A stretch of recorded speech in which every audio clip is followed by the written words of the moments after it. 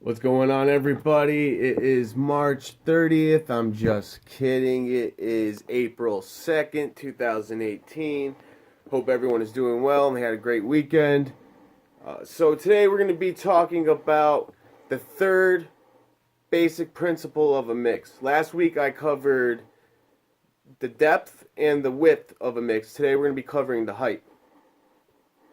Now, what exactly is height?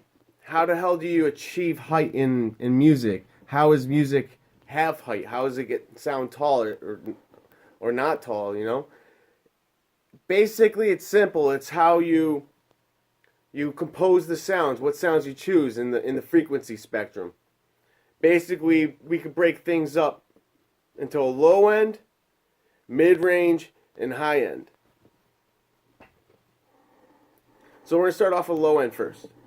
Now, the low end is going to be consisting of the kick drum, toms, bass, low piano chords, low guitar rhythm chords, anything that's sonically lower on an instrument's spectrum of play.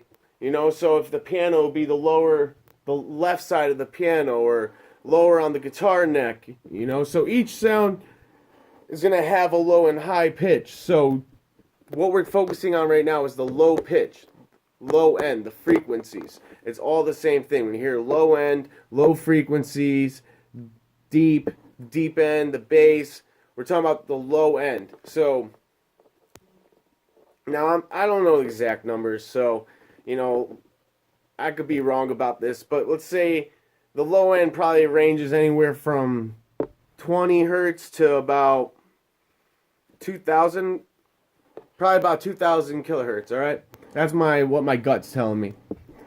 So basically, to get a really full mix, what you can do is get a solid low end in the mix.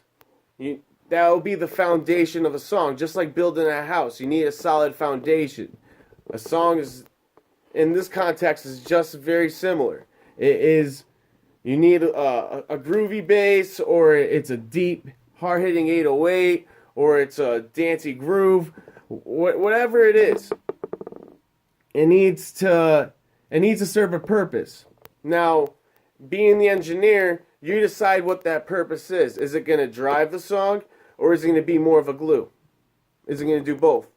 Is it going to be the main focus of the whole song, or is it not going to be noticeable at all? These are all up to you. This is personal choice. This is your taste in music and how you want music to sound. So,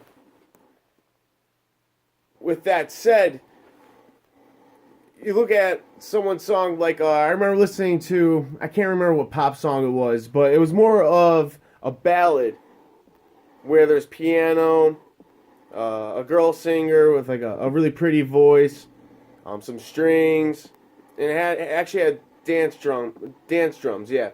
So one thing I noticed was everything was loud, but the bass itself was not very audible. You have to really listen to hear it, but you could feel the bass. That's what a low end that's being more of a glue would sound like. Now, if you listen to songs that women are twerking to, that is going to be heavy bass, 808s bumping. You're going to feel that and you're going to hear it. It's going to potentially be the loudest instrument in the mix. If it's a hip-hop song, whatever it may be. Alright, cool. So now we're going to move on to the mid-range. The mid-range consists of the snare.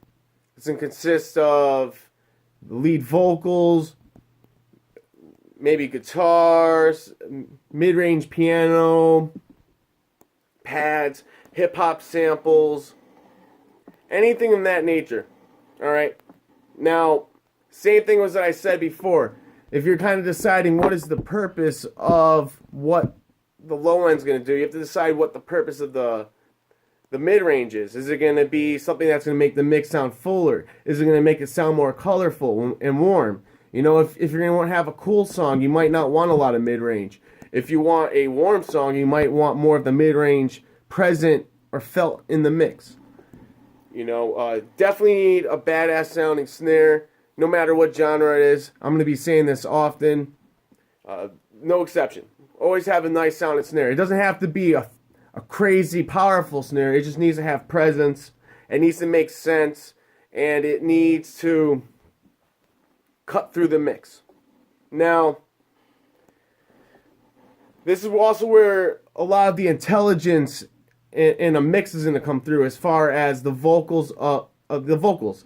How clear are the words? Can you understand the words? Maybe you don't want to understand the words. This is all up to you. This is your creativity as an engineer. So we just stacked up low range. That's the foundation. Now we just set up the first floor, which is the mid range.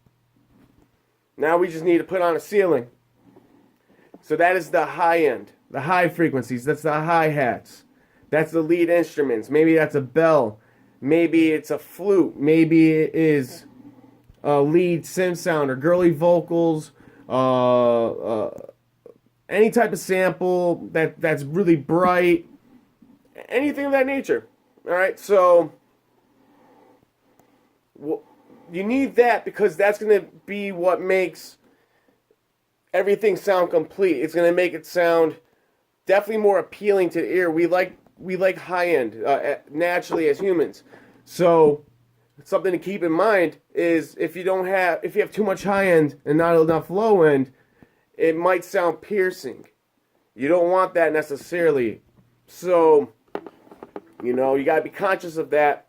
A lot of times when I'm trying to find the right levels for the low end, I'll be turning up the music because I want to hear how loud the bass is. I want to hear how powerful the kick is.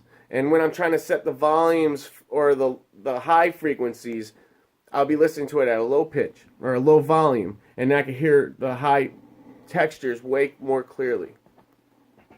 Now, as I'm picking out sounds, you don't want to complicate the mix. You don't want to overdo it.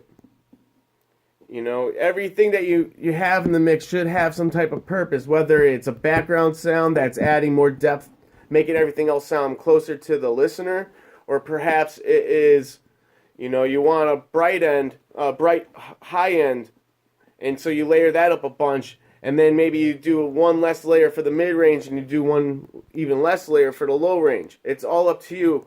Think of music in terms of shape and color. It helps it makes producing music way more fun and way more interesting as well, Now, what I'm going to talk about next is kind of summarize what we just went through. We just built the low end, the mid-range, and the high end. That is creating a wall of sound. Now, how many sounds you use, it's up to you. But always keep in mind, you definitely want a wall of sound in your mix, and it'll sound great, it'll sound presentable, it'll sound radio ready, it'll sound polished, it'll sound balanced. It won't even leave room for someone to really critique your mix because it sounds clean, it sounds good. Now, achieving a wall sound, whether you're using a lot of low end, a lot of mid range, maybe it's how you use the depth in the mix and the width. Those are all the basic factors. Now, some of the ways you can achieve getting a tall mix or having height in your mix is there's going to be I came up with 4 or 5 different ways really quick that you could go over and keep in mind and think about yourself and try out. So the first one is getting a balanced mix.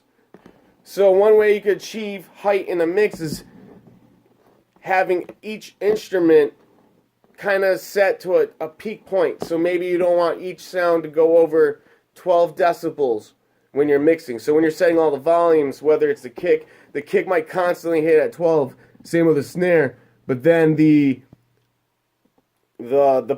pad might swell up to 12, but then dip down back to negative 16, negative 18, and then rise back up to 12. That's cool. So that's one way to do it, and you'll find that it's a really balanced mix. What that also creates is the frequencies won't be competing with each other because the low end will be already set to one volume, the mid-range will be set to the same volume, and the high range will be set to the same volume. creating a brightness that's sitting equal to the mid-range, which will be warm or cold depending on how you use the sounds, and then a full bass line. Now, another way to do that is achieving an out-of-the-box mix. Now, that would be using EQ. Now, I don't have my EQ plugin set up right now, but I'm going to show you what I'm talking about. If we look at my studio monitors, let's see.